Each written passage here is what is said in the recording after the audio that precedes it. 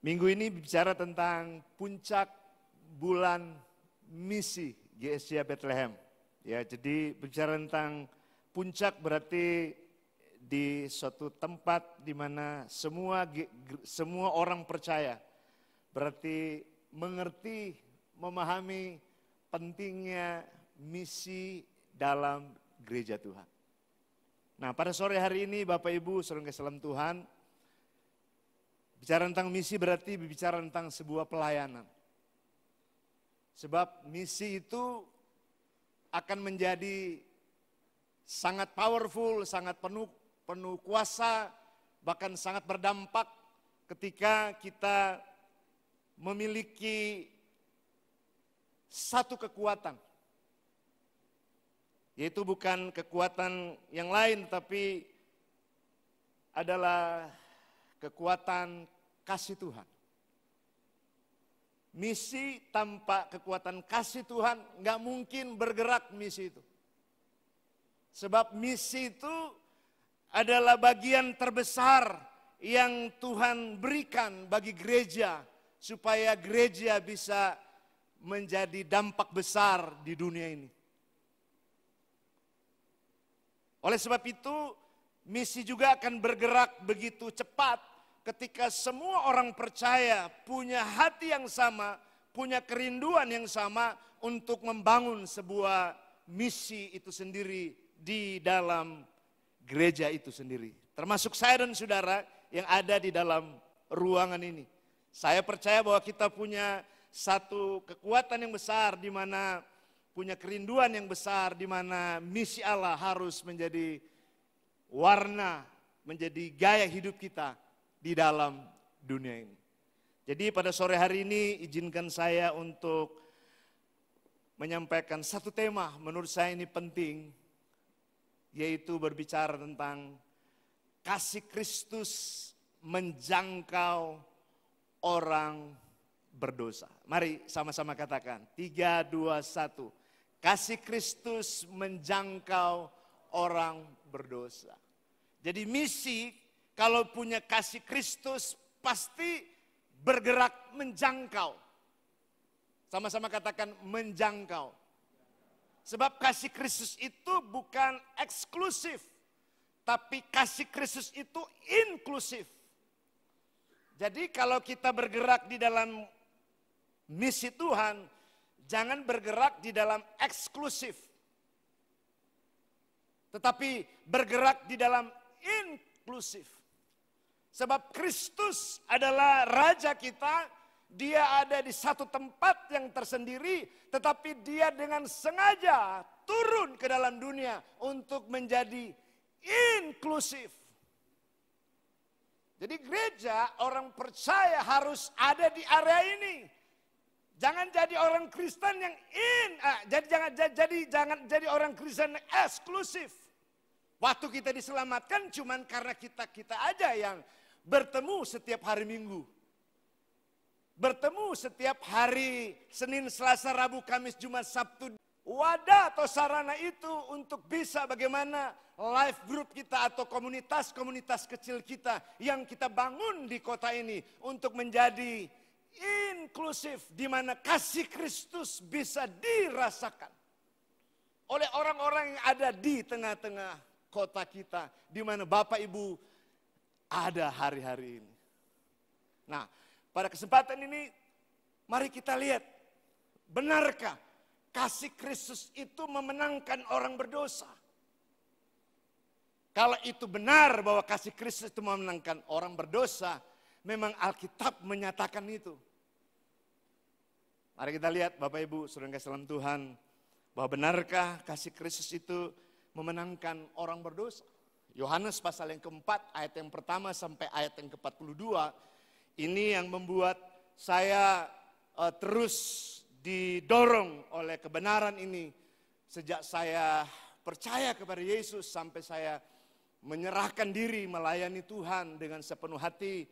Kebenaran ini selalu mendorong saya bahwa ketika saya benar-benar percaya kepada Kristus, maka saya juga harus benar-benar meyakini bahwa kasih Kristus itu ada dalam kehidupan saya, dan lewat kasih inilah saya bisa bergerak untuk bisa berbagi kepada orang lain. Sebab kasih Kristus itu bukan eksklusif, tapi kasih Kristus itu adalah inklusif. Jadi ketika kita jadi orang Kristen, jangan jadi eksklusif gitu, tapi jadi inklusif. Karena Kristus datang, dia seharusnya tadinya dia benar-benar tersendiri di sana. Cuma dia ada di sorga sana. Tapi dia dengan rela, dengan sengaja turun mencari saya dan saudara yang berdosa di dalam dunia ini. Makalah muncul ayat firman Tuhan yang menurut saya ini penting buat kita semua. Dan pada kesempatan ini kita lihat bahwa Yohanes pasal yang ketiga ayat 16 sampai 17 berkata seperti ini. Yohanes 3 ayat 16 sampai 17. Karena begitu besar kasih Allah akan dunia ini, sehingga ia telah mengaruniakan anaknya, yaitu Yesus. Supaya setiap orang yang percaya kepadanya tidak binasa, melainkan beroleh hidup yang kekal. Sebab Allah mengutus anaknya ke dalam dunia, bukan untuk menghakimi dunia, melainkan menyelamatkan dunia. Ini yang maksud saya bahwa dia Tuhan ada di sorga, dengan sengaja dia turun ke dalam dunia, mencari saya dan saudara yang berdosa, supaya kita diselamatkan dari dosa itu sendiri. Jadi kasih yang tadinya ada di sorga, turun ke dalam dunia untuk mencari orang yang berdosa, termasuk saya dan saudara. Jadi ketika saudara dan saya dipindahkan oleh Tuhan dari kuasa kegelapan, dipindahkan kepada kebenaran, kasih Kristus berlaku sejak hari itu sampai akhir kehidupan saya dan saudara. Yang setuju katakan amin. Jadi kalau saudara berkata, pastor saya sejak dalam kandungan saya sudah percaya Yesus. Sampai saya lahir saya sudah percaya Yesus. Pertanyaan saya, sejak saudara lahir sampai sekarang percaya Yesus, sudah berapa banyak orang yang saudara layani dengan kasih Kristus yang ada dalam kehidupan saudara? Sudah berapa banyak orang berdosa yang saudara sentuh dengan kasih saudara selama percaya kepada Yesus? Kalau saudara berkata bahwa sudah lama jadi orang Kristen, tapi belum pernah menyentuh orang berdosa dengan kasih Kristus, ada pertanyaan besar. Ada apa dengan kasih Kristus yang ada dalam hatimu? Karena Kristus sendiri membuktikan itu. Dia punya kasih yang besar, turun ke dalam dunia, mencari orang berdosa. Harusnya saya dan saudara ketika percaya kepada Yesus, dipindahkan kepada kebenaran firman Allah, seharusnya sejak hari itulah kasih Kristus mulai dipraktekkan, menyentuh orang berdosa, biar mereka mengalami kasih Tuhan. Jadi misi kita bukan cuma sekedar mengumpulkan dana kemudian berbagi-bagi kepada orang-orang yang membutuhkan. Saya pikir harus lebih dalam pergerakan itu, harusnya lebih dalam dan lebih kuat impact-nya di dalamnya gitu. Karena apa? Karena kita semua dikasih Tuhan apa? Mata, dikasih Tuhan mulut, dikasih Tuhan pendengaran, dikasih Tuhan penciuman, dikasih Tuhan kaki dan dikasih tangan. Tapi kalau kita nggak pernah berbicara tentang kasih Tuhan kepada orang yang berdosa, wah, seolah-olah kita itu merugikan kerajaan Allah. Tuhan ciptakan kita dengan begitu sempurna, tapi mulut kita terkatup begitu rapat. Untuk apa? Untuk bercerita tentang kasih Tuhan kepada orang lain. Nah, bagaimana orang lain mau kenal kasih Kristus kalau kita sendiri selalu aja gabung dengan orang-orang percaya yang lain, tapi nggak pernah waktu untuk bisa menyentuh orang lain yang masih berdosa. Bahkan saya pernah lihat bahwa karena saking eksklusifnya, bertahun-tahun mereka aja yang kumpul. Berdoa iya, sharing firman Tuhan iya, bercerita tentang Tuhan iya. Tapi saya tanya sama mereka, sudah berapa banyak saudara jangkau orang berdosa lewat perkumpulan saudara?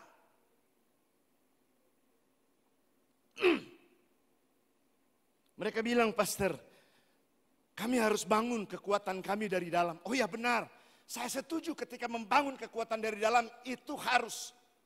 Tapi kalau terus dibangun dari tahun ke tahun, sudah 50 tahun jadi orang Kristen, satu pun orang yang tidak disentuh oleh kasih Tuhan, itu pertanyaan besar.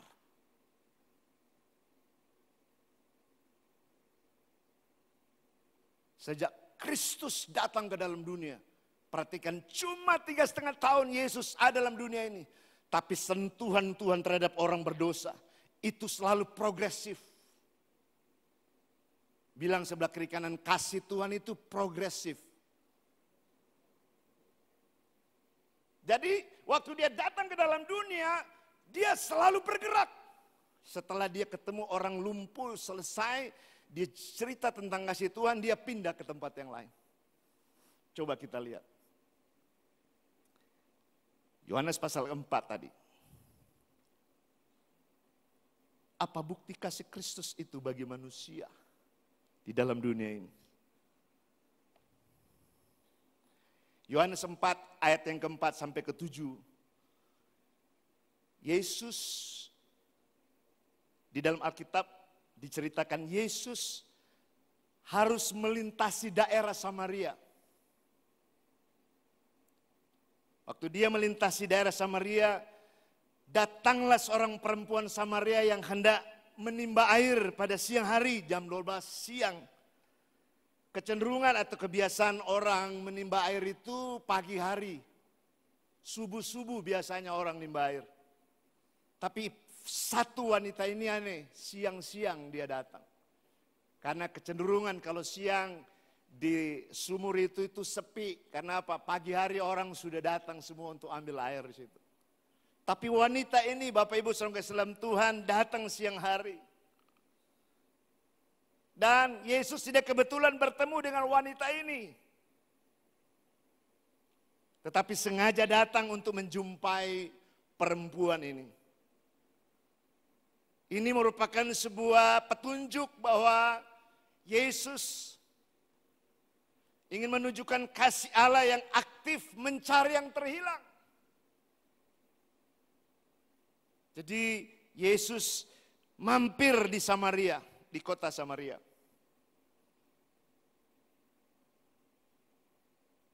Menurut sejarah, kota Samaria dengan orang-orang Yahudi asli itu tidak cocok.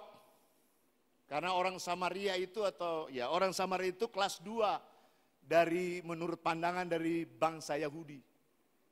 Nah, di Samaria itu ada campuran ibadah-ibadah yang terjadi di sana. Ada yang percaya kepada Allah, ada juga yang menyembah patung-patung atau penyembahan berhala.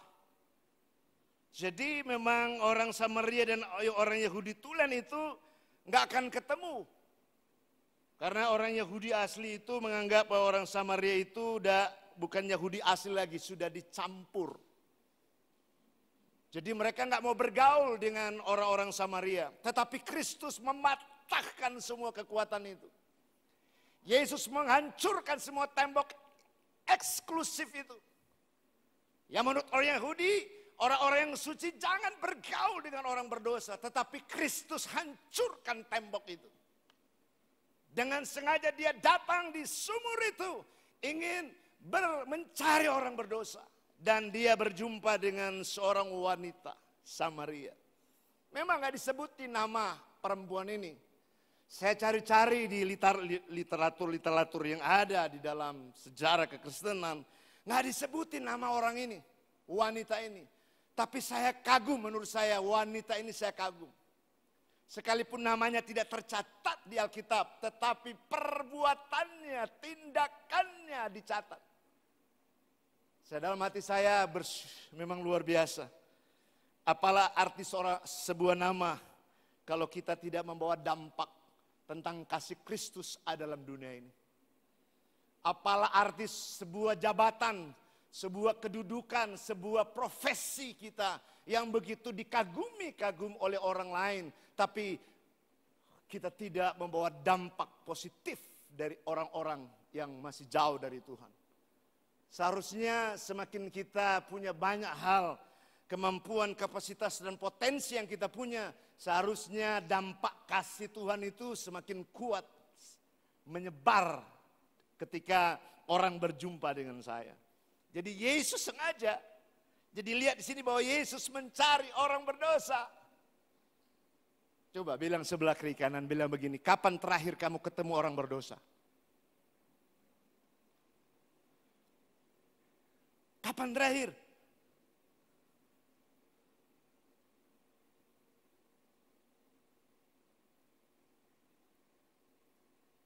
Selama kita hidup, kapan terakhir ketemu orang yang berdosa? Dan kecenderungan kita ketemu orang yang tidak benar, kita menghindar dan menjauh dari orang itu. Kecenderungan kita seperti itu. Hati-hati, kita sedang dijebak oleh sebuah, menurut saya, spirit yang sedang mematikan di mana kasih Kristus dalam kehidupan kita supaya tidak berdampak besar. Terkadang juga kita memilih-milih orang untuk mau bertemu dengan orang itu. Dan kecenderungan kita mencari bertemu dengan orang-orang yang baik. Dan kalau kita cuma ketemu dengan orang baik, apa dampak kita buat orang-orang itu? Seharusnya, mari kita lihat di sini bahwa Yesus ternyata memberikan sebuah petunjuk, memberikan sebuah arahan buat saya dan saudara bahwa mari putuskan semua kekuatan-kekuatan membatasi kita untuk berjumpa dengan orang-orang berdosa. Kalau kita sudah mulai eksklusif, kita mulai kehilangan kasih Tuhan dalam kehidupan kita. Kalau kita sudah mulai eksklusif, merasa bahwa kita sudah diselamatkan, kita sudah mulai masa bodoh dengan orang lain. Dengarkan ini, kita sedang menerima api asing.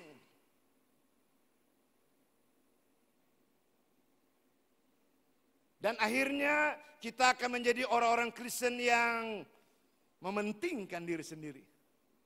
Yang penting kita sudah diselamatkan, masa bodoh dengan orang lain. Akhirnya misi Allah nggak sampai di dunia ini. Padahal Tuhan sendiri sangat menunggu, sangat menantikan setiap orang yang percaya kepada Yesus supaya mereka membawa misi kasih Allah dalam dunia ini.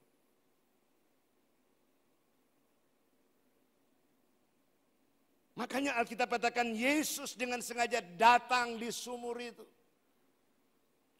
Dia dengan sengaja, saya mulai berenung, wow, powerful.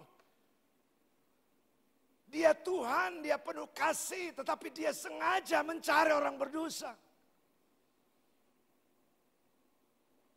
Harusnya ini misi gereja semakin kuat akhir zaman ini. Maraknya dunia sedang dihajar, sedang diberikan api amarah oleh si iblis tipu muslihat. Hari-hari coba lihat, di mana-mana demo, di mana-mana orang saling berpukul-pukulan, saling serang, saling bunuh. Lihat saudara, dunia nyata sekarang sedang diserang oleh iblis tipu muslihat, menebar kebencian. Bagaimana dengan gereja? Jangan-jangan gereja sedang diserang juga dengan kemarahan ini. Bapak Ibu saudara yang kasih dalam Tuhan, di balik semua seruan hari-hari di mana bangsa-bangsa sedang berseru, sebetulnya di balik itu iblis sedang bekerja begitu keras untuk menghilangkan kasih itu dalam hati dan pikiran mereka. Seorang hamba Tuhan ditembak, sedang menyampaikan orasi tentang kebaikan. Tiba-tiba dihajar oleh sniper, bang! Lihat saudara, ternyata iblis tidak tinggal diam ketika kasih Tuhan mulai menyebar. Iblis bekerja begitu keras untuk menghentikan pergerakan itu. Hati-hati, bahwa benar memang untuk menyelamatkan orang berdosa itu perlu apa yang disebut dengan pengorbanan. Dan Kristus sudah membuktikan itu. Kristus rela mati di kayu salib supaya semua orang berdosa bisa diselamatkan. Dan ternyata benar, untuk mencari orang berdosa butuh pengorbanan. Dan kalau saudara ingin lihat kasih Tuhan terus progresif dan bergerak, nggak ada cara lain. Harus melangkah bertindak untuk mulai berdoa, paling tidak Tuhan buka dan tunjukkan orang mana yang harus saya datangi dan berbagi kasih. Di gereja kita beberapa akhir ini dilatih semua para pemimpin untuk supaya mereka bisa bagaimana berbagi tentang Kristus. Baru beberapa minggu yang silam saya melihat, wow, dalam satu hari menyebar kurang lebih puluhan dan ratusan orang. Menyebar di seluruh kota, mulai menceritakan kasih Kristus. Dalam hati saya, Tuhan, datang buat kota kami untuk lebih banyak pasukan lagi. Untuk bisa berbagi kasih Tuhan kepada orang-orang yang masih belum percaya kepada Tuhan Yesus. Saya pikir ini gerakan baru buat kota kita untuk terus mari, come on. Mari kita lakukan. Kenapa? Kita sudah diajar, kita sudah dilatih. Tapi kalau kita tidak mulai bergerak, tidak melangkah, itu cuma sebuah pengetahuan belaka. Jadi menurut saya bahwa tahun ini dan ke depan, ayo come on gereja Tuhan, bukan cuma sekedar kita memberi, itu penting sekali, itu tanggung jawab kita bersama. Tetapi tanggung jawab kita yang sesungguhnya adalah dari mulut kita, dari sikap kita, dari tindakan kita, ada kasih Kristus yang bisa menyentuh orang-orang di sekelilingmu. Yang setuju katakan amin. Sebab orang kalau sudah mulai terjebak dengan zona nyaman eksklusif, jangan-jangan imanmu lama-lama akan padam. Rohmu akan padam. Tapi ketika engkau mulai bercerita, mulai bercerita. Saya melihat ada beberapa di antara kita yang hadir. Setiap hari mulai bercerita tentang kasih Tuhan. Wow, saya kalau melihat itu hati saya terbakar. Yes, ini ternyata jemaat-jemaat kita punya kemampuan, punya kapasitas untuk bercerita. Dalam hati saya, Tuhan kenapa nggak dari dulu? Dan saya percaya itu tidak terlambat. Ini kairosnya Tuhan buat gereja kita. Untuk come on, mari kobarkan api, menginjil dengan kasih Tuhan. Dan saya sendiri saudara yang kasih dalam Tuhan secara pribadi terbakar dengan pelatihan itu. Karena diperlengkapi lagi. Saya memiliki pengetahuan dari side kanan, tapi dalam beberapa waktu itu dilatih saya menemukan dari side kiri memperlengkapi saya. Wow, ini lebih tajam lagi nih saya bilang ini.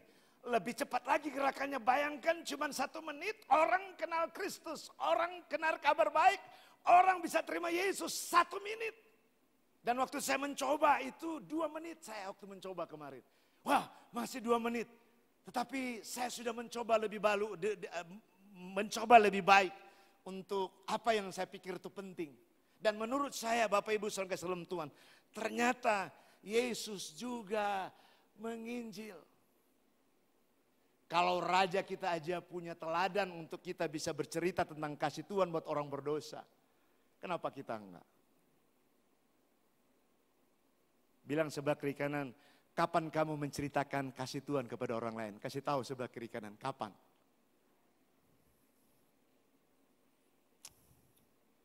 Kemarin ya. Apa yang dilakukan oleh anak Tuhan pada waktu kita keluar untuk mencari orang yang akan dijangkau. Saya kasih tip yang kemarin diajarkan buat kita semua. Jadi dari seminar 1 Minute Witness, kita dilatih untuk seperti ini Bapak Ibu Saudara Kasih Tuhan. Menanyakan di awal perjumpaan. Kalau metode saya awal tidak saya pikir ini sesederhana ini. Lebih sederhana ini. Kalau saya itu agak vulgar dan to the point gitu. Jadi kalau dia memang mau terima Yesus, hari itu dia terima Yesus. Tapi ini lebih banyak ke persuasif. Diajak orang ngobrol begitu. Dan ternyata ini lebih gampang. Pertama adalah tentunya harus minta izin kepada siapa yang akan kita ajak bicara. Pertanyaan yang diselontarkan sederhana dikatakan seperti ini. Apa kenangan yang paling membahagiakan dalam kehidupan kamu? Jadi waktu saya tanya itu, waktu pelatihan kemarin ada 1 ibu dan 2 bapak yang saya datangi. Penjual minuman 1, penjual sate babi yang 1 penjual di pinggir jalan itu kemarin di Surya Kencana. Mereka bercerita dengan pertanyaan yang saya sampaikan seperti ini. Apa kenangan yang paling membahagiakan dalam kehidupan kamu? Mereka bercerita. Ada 1 bapak bilang begini, Pak saya senang sekali kalau saya setelah selesai dagangan ini ada keuntungan sekalipun gak besar, saya bisa berbagi sama ibu saya. Wih hebat kamu ya. Setelah dia bercerita semua saya dengerin, kemudian saya balik bertanya, boleh gak saya menceritakan kebahagiaan saya yang saya alami. Saya bercerita, saya bilang kebahagiaan saya yang saya alami selama saya hidup adalah ketika saya berdosa, saya diselamatkan. Saya ditebus, saya dibebaskan dosa saya oleh satu pribadi, yaitu Yesus Kristus, Tuhan dan Juru Selamat saya. Dan setelah saya ditebus, setelah saya diselamatkan, saya dibebaskan dari semua dosa yang pernah saya lakukan. Saya free, saya bebas. Dan itu membuat saya itu bahagia banget karena apa? Ada satu pribadi yang membebaskan saya dari dosa saya, dari semua masa lalu saya. Dan saya sangat senang. Dan Bapak Ibu ternyata orang yang mendengar itu bertanya begini. Pak, kalau boleh tahu, siapa tuh Tuhan Yesus? Nah ini dia. Saya kalau sudah ditanya begitu, ini penjelasan yang saya tunggu-tunggu. Saya bercerita tentang dia, tentang Yesus, siapa Yesus Kristus. Saya bilang Yesus itu adalah Tuhan, dia datang dari sorga turun ke dalam dunia mencari manusia yang berdosa. Termasuk saya dan kamu. Jadi Yesus itu bukan cuma buat orang Kristen, tapi buat semua orang. Apapun agamanya termasuk kamu. Kalau engkau bilang tadi kamu agama dari gereja bawang. Saya bilang Tuhan itu mengasihi kamu. Dan saya bilang terima kasih Anda sudah mendengarkan kesaksian bagaimana saya bahagia. Karena saya sudah ditebus oleh Kristus. Tuhan Yesus mengasihi kamu, Tuhan Yesus mengasihi saya. Jadi sederhana saudara yang kasih dalam Tuhan. Selanjutnya dia mau percaya satu, tidak bukan bagian kita. Itu bagian Roh Kudus yang akan nanti lawat dan jamah hatinya. Bayangkan kalau semua yang ada dalam ruang ini kurang lebih 150-200 orang dalam ruangan ini. Setelah kita keluar dari tempat ini kemudian mungkin besok dan lusa di tempat kita bekerja ada teman-teman kita yang belum percaya kepada Kristus. Sambil makan siang jam 12 siang ajak mereka ngobrol kemudian mulai bercerita tentang mereka.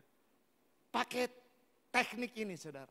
Izinkan orang itu bercerita terlebih dahulu. Setelah mereka bercerita giliran saudara bercerita. Sampaikan aja apa adanya, nggak usah rasa takut, nggak usah rasa khawatir. Jadi memang kemarin waktu praktek ada 3 kami berjalan. Ada 2 ibu dan saya bapak sendiri. Mereka belum berani, jadi mereka bilang, pastor dulu dia yang maju. Waduh saya jadi tumbal deh. Tapi saya mulai bergerak kasih contoh buat mereka. Ternyata waktu 1 orang mulai selesai, saya bilang sekarang giliran kalian maju, saya di belakang. Saya jadi pendoa buat kalian. Mereka mulai bercerita, keren juga ini. Udah selesai mereka sampaikan kebenaran firman Tuhan atau bagaimana Tuhan menyelamatkan mereka, pulang saya tanya mereka, bagaimana menyampaikannya? Pastor keringat dingin katanya. Saya bilang gak apa-apa, berarti Anda menang hari ini dan jangan berhenti hari ini. Besok dan lusa terus lakukan, siapapun saudara jumpai. Kalau saudara antar sekolah anak dimanapun sekolah saudara berada, ada teman-teman saudara belum percaya, ceritakan tentang kasih Tuhan dan kebenaran kepada mereka. Yang setuju katakan amin. Jadi Bapak Ibu saudara kasih dalam Tuhan, Lukas 19:10 berkata, sebab anak manusia datang untuk mencari dan menyelamatkan hilang. Jadi Yesus datang bukan mencari orang yang benar, tetapi dia datang untuk menyelamatkan orang yang hilang atau orang yang berdosa. Tidak ada seorang yang terlalu jauh dari kasih Allah, bahkan orang yang ditolak manusia pun tetap dicari oleh Yesus.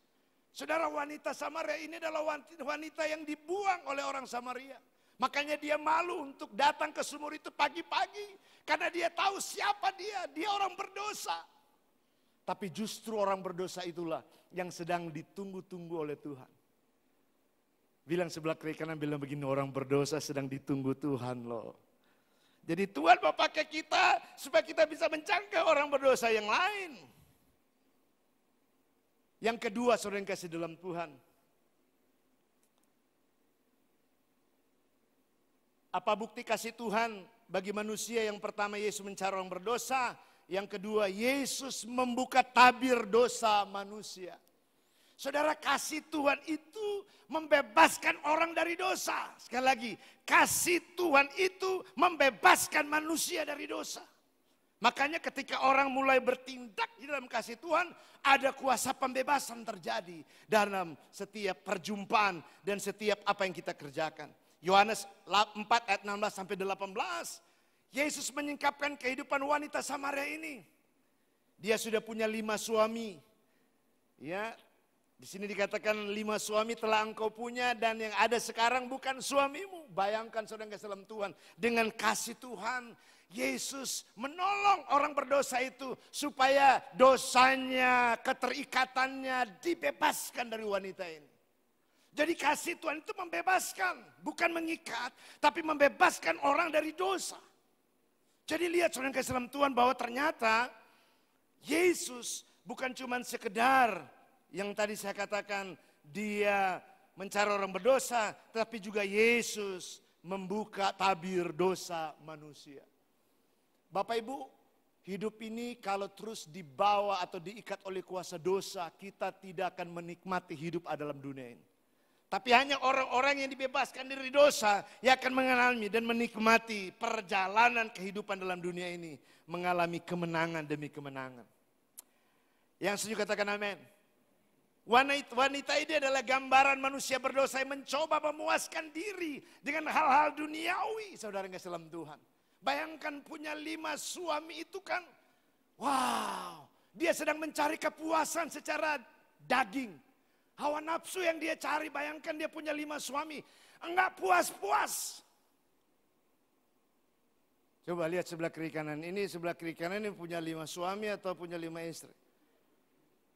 Alkitab cerita bahwa wanita ini dia punya 5 suami, 5 laki, coba bayangkan. Ini menggambarkan bahwa dia sedang mencari kepuasan duniawinya. Tapi ternyata kepuasan duniawi tidak pernah dia temukan, terus diisi dengan kekosongan dalam hatinya. Jadi dia terikat dengan semua keinginan duniawi. Bapak Ibu saudara dalam Tuhan. Ternyata keterikatan itu tidak membawa kita terpuaskan dalam jiwa kita. Keterikatan itu tidak akan membawa kebebasan dalam kehidupan kita ini. Ada berapa orang yang saya temukan, yang saya layani, yang saya konseling. Mereka terikat dengan keinginan-keinginan daging mereka. Sejak remaja mereka dikuasai oleh keinginan-keinginan daging. Dikuasai oleh hawa nafsu daging. Dan mereka bercerita, pastor susah lepas dari keinginan daging ini. Saya bilang cuman kasih Tuhan yang bisa sembuhkan Anda. Agama gak bisa selesaikan hawa nafsumu. Agama gak bisa selesaikan keinginan dagingmu. Hanya Yesus sebagai sumber pembebas sejati yang bisa lepaskan kamu. Jadi caranya bagaimana pastor? Step by step, langkah demi langkah. Dari hatimu sendiri mengakui itu di hadapan Tuhan dan katakan, Tuhan aku ingin lepas dari keterikatan ini. Dia sangat pornografi, dia terikat dengan kuasa itu. Bahkan dia bilang begini pastor, sampai kalau saya lihat ada nenek-nenek lewat, saya bisa lihat nenek-nenek itu lewat telanjang, coba bayangkan. Saking pikirannya dikuasai oleh dosa keinginan daging. Dan saya pikir hanya Kristus, kasih Kristus membebaskan dia. Dan saya tuntun orang itu, tuntun orang itu, tuntun orang itu. Sekarang orang itu sudah menikah. Dan dia bilang katakan, thank you pastor. Saya bilang jangan sama saya, sama Yesus. Sebab dia membebaskan kamu. Kristuslah yang membebaskan kita dari keterikatan seperti wanita berdosa ini. Bayangkan ada banyak orang di luar sana terikat dengan dosa. Terus mereka lagi tunggu gereja Tuhan. Lagi tunggu orang percaya. Siapa yang bisa datangi saya? Ada satu orang diikat oleh roh agamawi. Dia mabuk dengan agamanya. Setelah kami membaptis kakaknya dari agama sebelah. Kami baptis di tempat Pastor Elisa. Sengaja adiknya itu diundang datang ke tempat itu. Kemudian kami mulai bercerita tentang kasih Kristus. Dia pulang-pulang dari Mekah.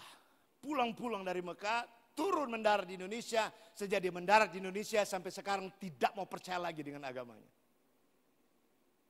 Dan dia sedang dalam kebingungan, siapa yang bisa tolong saya? Siapa yang bisa bimbing saya? Tuhan pertemukan kami dengan adiknya yang kami layani, kami injili, kami muridkan. Dan sekarang sudah setia beribadah di gereja kita.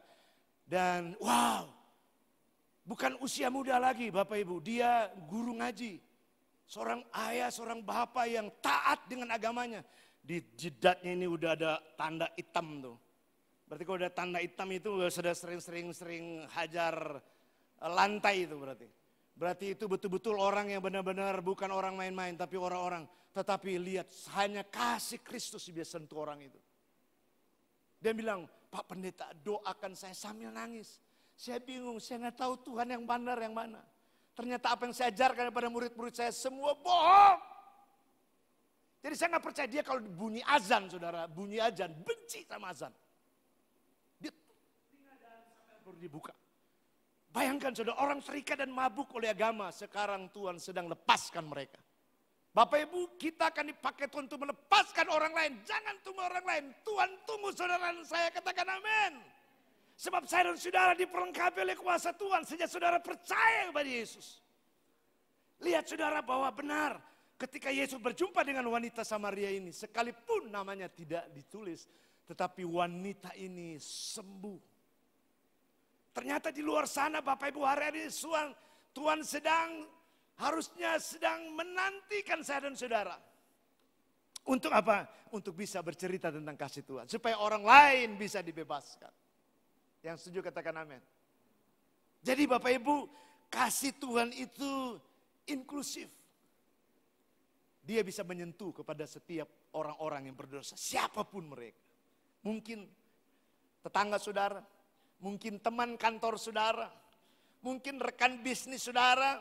Atau mungkin juga teman pelayanan atau satu angkatan dengan sekolah saudara. Siapapun mereka yang belum percaya Yesus. Yang masih jauh dari Tuhan. Bapak Ibu, selagi saudara masih ada dalam dunia ini. Jangan buang waktu. Ambil waktu itu. Ceritakan tentang kasih Tuhan kepada mereka. Sebab waktunya singkat saudara yang kasih dalam Tuhan. Jadi saya berpikir seperti ini, selagi saya bernafas, seharusnya nafas saya ini harus bisa dapat membawa impact kasih Tuhan kepada orang lain. Sebab kita nggak tahu kapan terakhir waktu kita masih ada dalam dunia ini. Jadi yang kedua adalah Yesus membuka tabir dosa manusia, hanya Yesus yang bisa buka itu. Roma 3:23 berkata, semua orang telah berbuat dosa dan telah kehilangan kemuliaan Allah. Tuhan tidak menutupi dosa kita, tetapi Tuhan juga menyingkapkannya agar kita sadar dan bertobat. Jadi kalau kita sudah tahu kebenaran firman Allah, tapi kita tidak bertobat, tobat. Tuhan akan pakai orang lain. Bapak Ibu punya telunjuk? Yang punya telunjuk boleh ancung seperti ini, yang punya telunjuk aja. Yang nggak punya telunjuk jangan diangkat. Yang punya aja. Boleh angkat tinggi-tinggi? Boleh angkat tinggi-tinggi? Taruh di sini. Bilang begini, tobat, tobat, tobat gitu. Ya karena apa? Bapak Ibu, kita selalu diingatkan, tapi kita hanya berdiam diri dan tidak bergerak. Bapak Ibu harus bergerak hari-hari ini saudara yang kasih dalam Tuhan. Sebelum Tuhan saya dan saudara dipanggil oleh Tuhan. Ya, sebab hidup kita ini misteri. Jangan-jangan waktu saudara menceritakan kasih Tuhan kepada orang lain, itu mungkin waktu terakhir saudara ada dalam dunia ini. Jangan-jangan. Tapi ketika saudara menceritakan kasih Tuhan kepada orang lain, dan itu hari terakhir, berarti Anda sedang membawa deposito kerajaan Allah, di mana Anda sedang membawa jiwa-jiwa itu kepada Tuhan. Dan Alkitab cerita, waktu orang percaya kepada Yesus kembali kepada jalan yang benar, sorga bersorak-sorai. Yang setuju katakan amin. Jangan kita di gereja aja yang bersorak-sorai. Ya tetapi sorga harus kita buat bersorak-sorai di mana ada orang-orang percaya kepada Yesus Kristus sebagai Tuhan dan Juru Selamat. Yang setuju katakan amin. Jangan lama-lama Bapak Ibu, karena waktu kita ini singkat. Wanita Samaria mengakui dosa dan kesalahannya sehingga hidupnya dipulihkan, dipakai Tuhan untuk melakukan kehendak Bapa. Dunia hanya memberikan kepuasan sementara, tetapi hanya Kristus yang dapat memberikan kepuasan sejati. Hanya Yesus yang dapat mengisi kekosongan dalam hati saya dan saudara. Bapak Ibu dengarkan ini. Ini luar biasa. Terkadang orang bilang begini, pastor saya belum layak. Bahkan dibilang, ayo kamu belajar melayani. Saya nggak layak pastor. Lu emangnya yang membuat kamu layak dan tidak layak apanya? Saya pernah tanya satu anak Tuhan di gereja kita, waktu saya tawarin, ayo mari berjalan melayani bersama-sama. Pastor belum layak. Saya tanya, apa yang tidak layak buat kamu untuk melayani Tuhan? Saya masih berdosa. Bapak Ibu, waktu engkau sudah percaya kepada Yesus sebagai Tuhan dan Juru Selamat, engkau sudah dilayakkan oleh Tuhan untuk melayani. Yang setuju katakan amin. Wanita Samaria ini waktu dia percaya kepada Yesus, hari itu dia layak melayani. Dia mengaku dosa dan dia dibebaskan dari dosa dan dia berjalan kepada hidup yang baru. Ini penting buat saya dan saudara, bahwa layaknya kita adalah waktu kita percaya kepada Yesus sebagai Tuhan dan Juru Selamat, itu standar kita untuk melayani bersama dengan Tuhan. Dan wanita ini nggak ditemani oleh Yesus untuk pergi ke Samaria, tidak ditemani oleh Yesus. Bayangkan dia baru ketemu Yesus, bahasanya masih disebut dengan bayi rohani, tetapi rohnya, kuasa Allah menyertai kehidupannya. Dari tadi dikucilkan oleh bangsa Samaria, tapi setelah diterima Yesus, setelah dia dipulihkan, lihat saudara, ada kehidupan baru, ada kuasa baru, ada kekuatan baru menyertai orang itu. Jadi waktu saudara percaya kepada Yesus, sejak hari itu engkau layak untuk bisa bercerita tentang kabar baik kepada orang lain. Yang setuju katakan amin. Kita sudah lama jadi orang Kristen. Mungkin sudah puluhan tahun jadi orang Kristen. Enggak layak-layak terus. Ini perlu bertobat.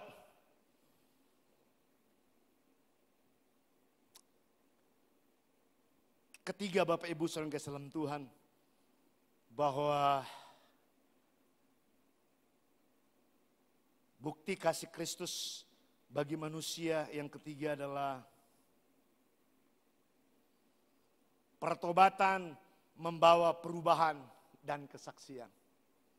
Jadi ketika saya dan saudara Yohanes 4 ayat 28-29, Bapak Ibu bisa baca di sana bahwa benar wanita itu meninggalkan tempayan yang dia bawa, dia taruh, dia tinggalkan di sumur itu.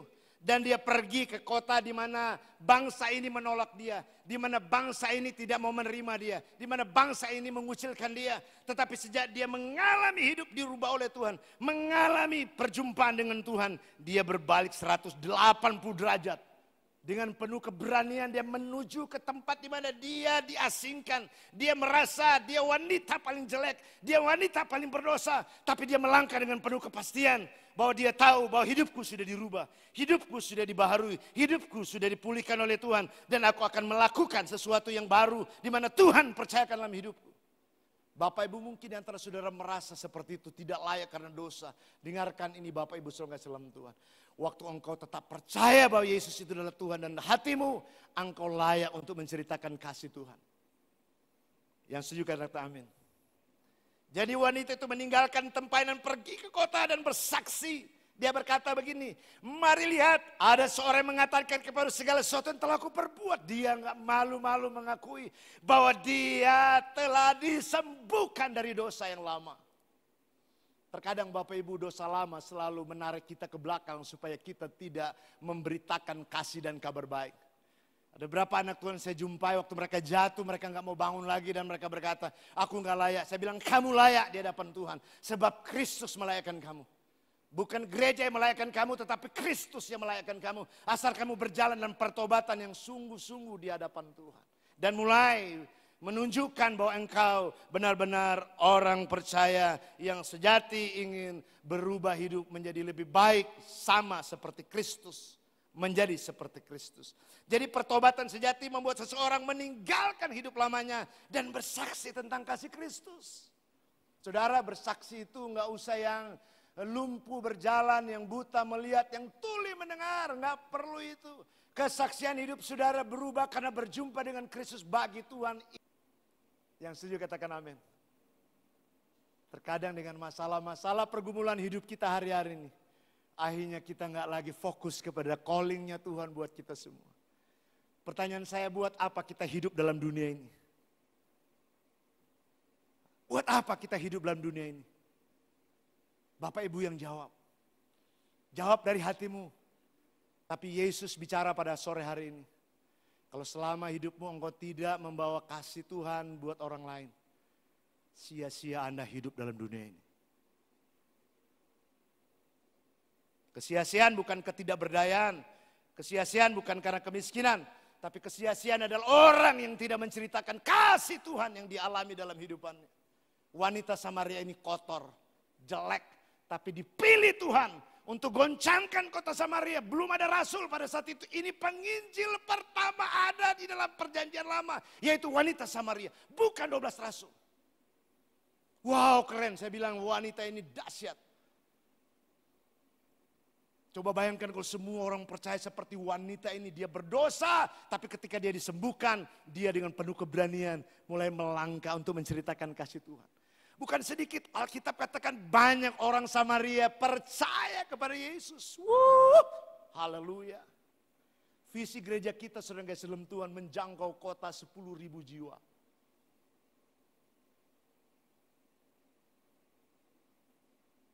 Jangan jadikan ini cuma sekedar slogan. Tapi jadikan ini bagian dari semua hati saya dan saudara. Untuk kemauan, mari kita mulai melangkah, menceritakan kasih Tuhan kepada orang lain.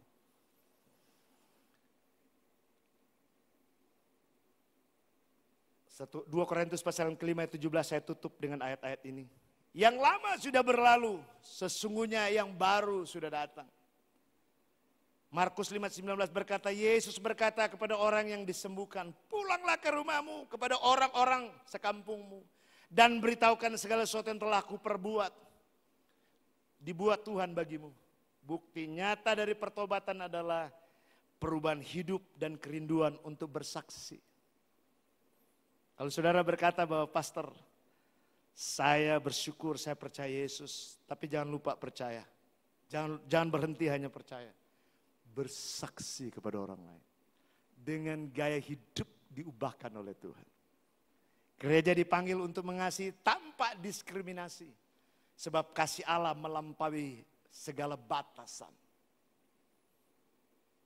Tuhan Yesus memberkati Bapak Ibu 4 keturunan dan beribu-ribu keturunan. Khotbah saya tidak populer, tapi menurut saya ini hati Tuhan buat saudara. Tuhan sedang sentuh hati saya dan saudara. Hari-hari ini saudara, saya terus menjangkau banyak orang hari-hari ini. Saya pikir tidak ada waktu lagi untuk tidak menceritakan kabar baik. Ada beberapa cleaning service di gereja kita, saya ceritakan kabar baik buat mereka. Saya pikir mereka perlu dengan kasih Kristus karena mereka ada di gereja Tuhan. Mereka perlu dengar kasih Kristus. Dan saya percaya apa yang saya tabur itu tidak akan kembali sia-sia. Bagaimana dengan Bapak Ibu? Maukah saudara mengerjakan pekerjaan Tuhan bersama dengan Dia yang empunya kasih Tuhan yang Tuhan taruh dalam kehidupan saudara? Jangan jadi orang Kristen yang eksklusif. Jadi orang Kristen yang inklusif. Tundukkan kepalamu sebentar untuk kita renungkan. Benarkah kasih Tuhan itu untuk menjangkau? Firman Tuhan meneguhkan pada sore hari ini benar. Karena Kristus bukti dengan kasihnya dia mencari orang berdosa.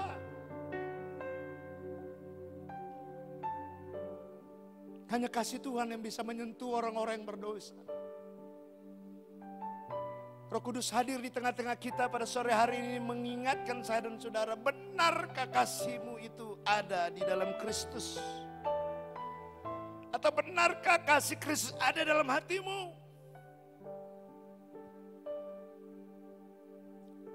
Pencapaian tertinggi dalam kehidupan saya dan saudara untuk menjadi sangat berarti. Bukan berapa banyak harta yang kita punya. Bukan berapa banyak kekayaan yang kita punya. Tapi berapa banyak jiwa-jiwa yang disentuh oleh hidupmu hari-hari ini. Wanita Samaria ini kotor dan berdosa. Tapi sejak dia terima Yesus, dia dilayakkan oleh Tuhan dan dia dipakai oleh Tuhan. Malam hari ini Tuhan bicara buat kita semua. Maukah engkau mau dipakai oleh Tuhan?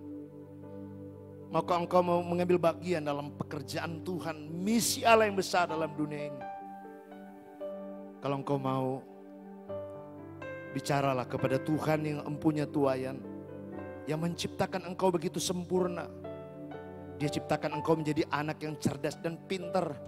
Dia ciptakan engkau punya kaki dan tangan, punya mulut dan mata yang begitu sempurna. Jangan sia-siakan semua kesempatan yang Tuhan percayakan buatmu. Berapa banyak antara saudara yang mau komitmen pada sore hari ini? Mau melakukan kehendak Bapa untuk menceritakan kabar baik kepada orang lain. Putuskan segera saudara, jangan tunda. Sebab nafas yang Tuhan berikan buatmu hari ini dan seterusnya mahal harganya. Tuhan sedang bicara di hatimu dan hati saya. Benarkah engkau mengasihi Tuhan? Benarkah engkau mencintai Tuhan lebih dari segalanya? Kalau itu di hatimu, mari engkau angkat tangan di hadapan Tuhan sebagai declare-mu di hadapan Tuhan.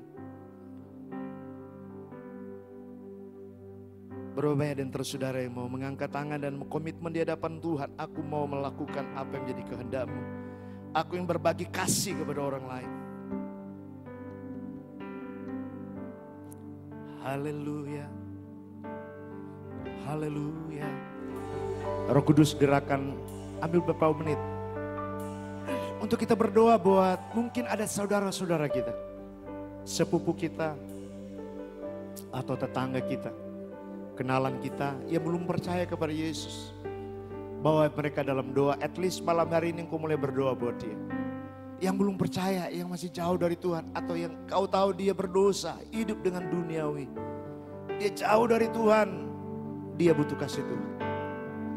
Mari ambil waktu beberapa menit untuk berdoa buat mereka. Mari kita ambil waktu untuk berdoa.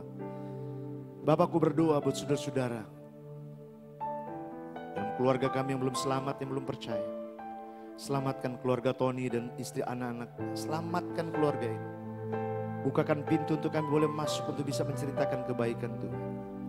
Hamba berdoa Tuhan buat Pak Bubun. Tuhan, ini orang mabuk agama tapi Tuhan saat-saat ini dia sedang mencari kebenaran. Dia sedang mencari kasih Tuhan. Dia sedang mencari Engkau. Jamah dan buka hatinya lebar-lebar untuk mengalami kasih Tuhan. Kasih Tuhan menyentuh hati dan pikirannya. Hancurkan semua roh agamawi yang mengikat hati dan pikiran orang-orang ini. Hancurkan sehancur-hancurnya di dalam nama Yesus. Sehingga waktu mereka kami jumpai, mereka membuka hati untuk mengalami kasih Tuhan. Mereka mengalami kebaikan Tuhan lewat hidupan kami. Jamah dan lawat hati dan pikiran kami. Tuhan, karuniai kami keberanian lebih lagi. Di dalam bibir, di dalam mulut kami untuk menceritakan kebaikan Tuhan. Dalam nama Yesus. Biar kasih Tuhan terus mengurapi, memenuhi hati dan pikiran kami semua. Sejak hari ini sampai selama-lamanya. Dalam nama Yesus kami berdoa. Amin.